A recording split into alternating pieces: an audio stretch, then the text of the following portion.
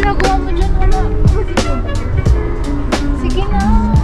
Shut up!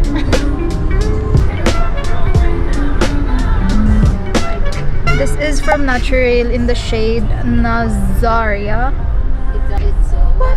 Whatchamacallit. My friend and I discussed about each other's debuff. And alam niyo yung sinabi ni Tylo sa debuff ko? Mental health. That's her debuff. ADHD, bipolar. Hindi maintindihan ang weather ngayon sa Baguio kasi parang ang init tapos ang gloomy. There's a high chance na uulan mamaya. My hair, hindi ako naligo. So, So? Shut up! Wait lang!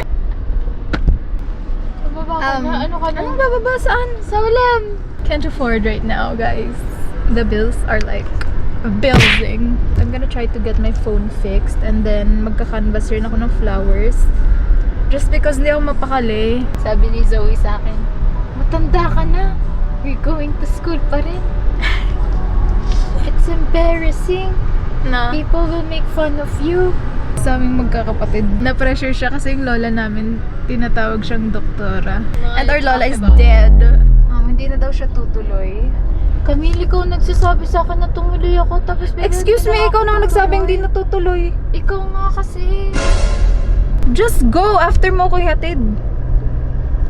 We're stuck again and it's currently 2:54 pa lang. B-roll. My sister just left.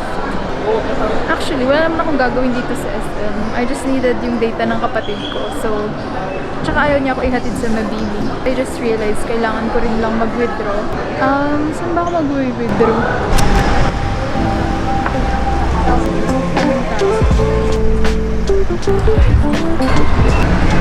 Okay na, napaayos ko na yung phone ko. I'm going to the flower market. Magkano to sa ganito? 200? Ilang stems po? Isang stem, tapos 4 to 5 yung bulaklak. 200. 200. Kung per bundle, isang dosena, 250 yun. Same po sila ng price. Okay. Done with the flowers. Pero hindi ko siya masyadong maalala kung magkano. Binidyohan ko naman, so hopefully magigets ko kung ano yung pinagsasabi ko sa video.